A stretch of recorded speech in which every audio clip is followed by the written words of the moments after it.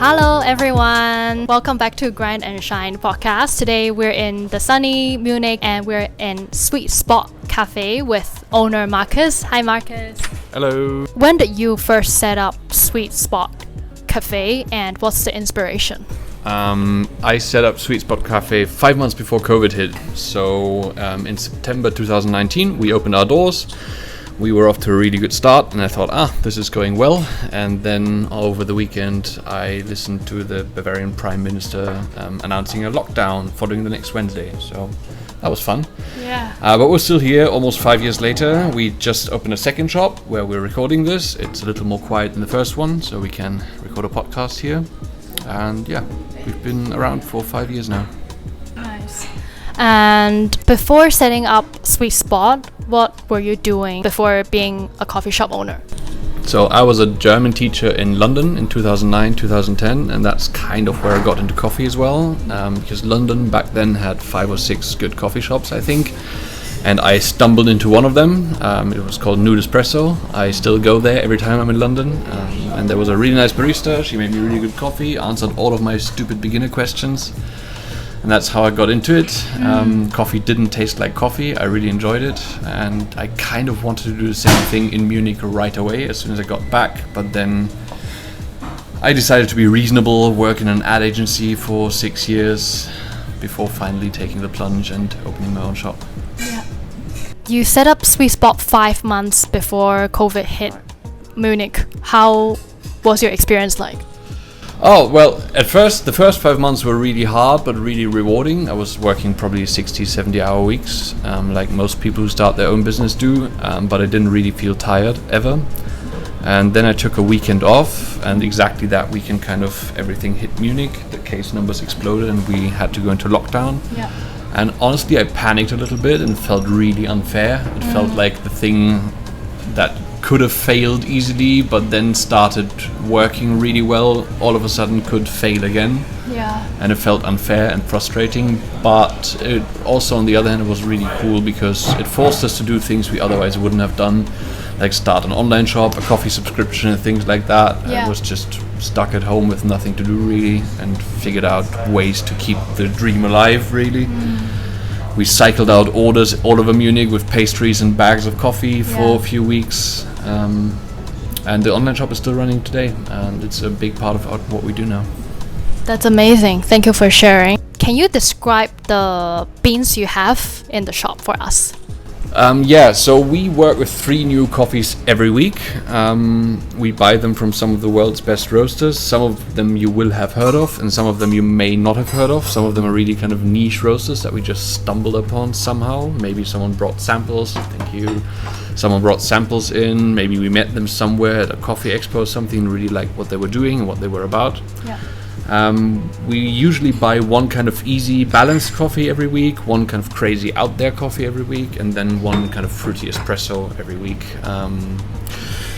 And yeah, 3 new coffees every week. Keeps it fun for me, keeps it fun for the baristas, keeps it fun for our subscribers, keeps us on our toes because we have to dial in coffees anew almost every day. And we have a lot of fun with the variety of coffee. Yeah. And what are we having now on the table? Is it the funky one or is it the... I don't know.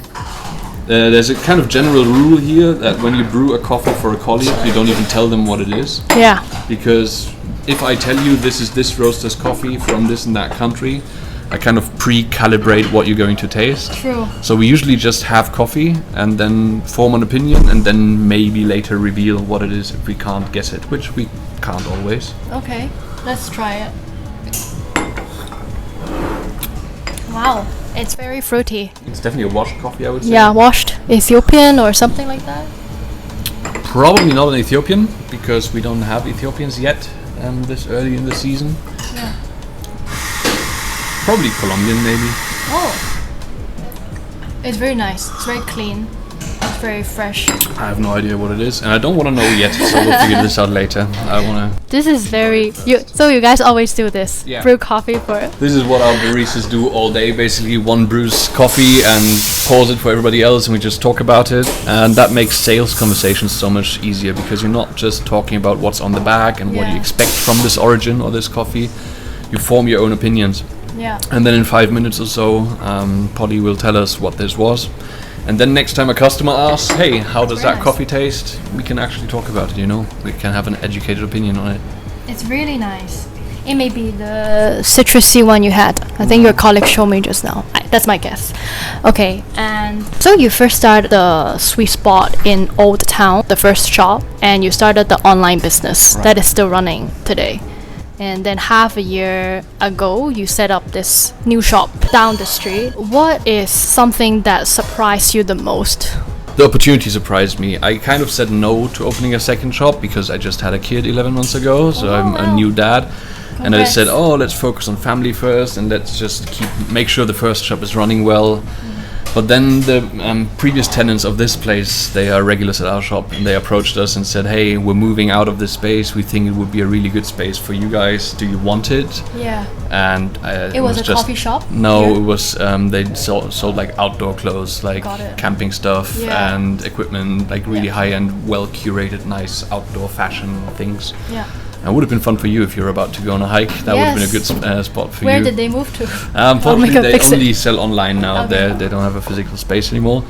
But again, they were regulars at our shop and then just asked us if we want to take it over. One of the guys who used to work at this shop now works for us, actually. We taught him how to make coffee, and he's just working at the other location right now as we speak. That's crazy. So we didn't just take the space, we also took the staff to a degree. Yeah. That was fun. And it was just too good to say no. So that was hard work, setting all this up in very short time again. But it's fun because it's different. It's kind of the same concept, but it feels different every day. It's a little more quiet because it's still new. Not everybody knows about it yet. Not everybody's discovered it yet. We haven't advertised it that much, to be honest. It's kind of, we started as a secret opening type thing, and then we just started telling regulars about it because we wanted to do it as an open beta type thing, just run it and see how it goes. And now, it's officially open and officially running, and it's getting busier. Nice. And as I walked into the shop, I saw that you have ABCD. I will attach a photo later. Different shelves, different kinds of beans. What does it mean? Yeah, so in the beginning I just bought every coffee I was interested in. Roasters send you lists and you see coffees on there that you want, and I just bought all the coffees. And it ended up with the shelf just being completely overwhelming. Just 25 different coffees. My baristas didn't have any idea how to describe any coffee on the shelf if I wasn't around. Yeah. So if you walked in and asked people about this and that coffee, there was no way you were gonna get like proper consultation. Yeah. And so I decided, okay, I have to kind of streamline this. What do I actually need? What are people asking for? How can I divide up the kind of coffees I buy? And so A is what we call sweet and easy coffees. So these are balanced but not boring coffees, more nutty coffees, more chocolatey coffees with a little bit of fruit in there, but kind of lower in acidity. Again, not boring, but definitely kind of more mainstreamish flavors or aromas. B is then the opposite of that, is what we call sweet variety. That's where the crazy stuff goes, kind of more fruity and exclusive stuff. Yeah. Sometimes the more process-driven stuff, although we stay away from purely ferment-driven coffees. Yeah. And then C is our second grinder on the bar, so our fruity espresso alternative. And D is our house espresso, which changes every 2-3 months. We're changing it just now. We're resting the first roast of our new house espresso, which is going to be a coffee from Tanzania. I'm really excited about that. Wow. Again, not boring. House espresso sounds kind of boring and basic, but this one definitely isn't. How would you describe the specialty coffee scene in Munich? Oh, it's grown a lot in the last 2-3 years, I would say. When I first started, I think I was the 4th or 5th specialty coffee shop. There are 2 specialty roasters here in Munich, now 3 or 4. And shops probably there's now, let's say 12, 15-ish. So it's, considering how large Munich is, it's still not that many. Yeah. I would say it's probably roughly where London was almost 15 years ago when I first got into coffee. But it's definitely, you can tell it's growing much faster in the last 2-3 years than it has been in the 5 years since we started. Got it. Thank you so much, Markus, for the interview. Before we end, we're gonna play a little game. Okay. It's called Quick Shots. So it's quick firing of questions, and you have to answer within 10 seconds. Okay. What is the best seller at Sweet Spot? Cappuccino. What is the crowd's favorite beans of all times? Our house espresso, the Mexico we just had, yeah, that was the favorite. If you have to choose one coffee origin for the rest of your life to drink, what would it be? Colombia, easy, no Easy? question. Yeah, the most variety in one country you can find. If you have to use 3 words to describe Sweet Spot, what would it be? Friendly, good, and fast. One theme song to describe Sweet Spot. There's a song called Motherless Child by Romare, and it's an instrumental song, and that one was playing throughout the rushes in the beginning, and I had that song stuck in my head for months, and every time there's like a queue in front of you and you're just not sure how you're going to make the next 70 coffees, that kind of song pops into my head and it just calms me down a little bit. So Wow, good Romare, memories. Motherless Child, that one's forever attached to mad Sunday rushes, Saturday rushes, yeah. Nice. Thank you so much, Markus. Thank you. Thank you.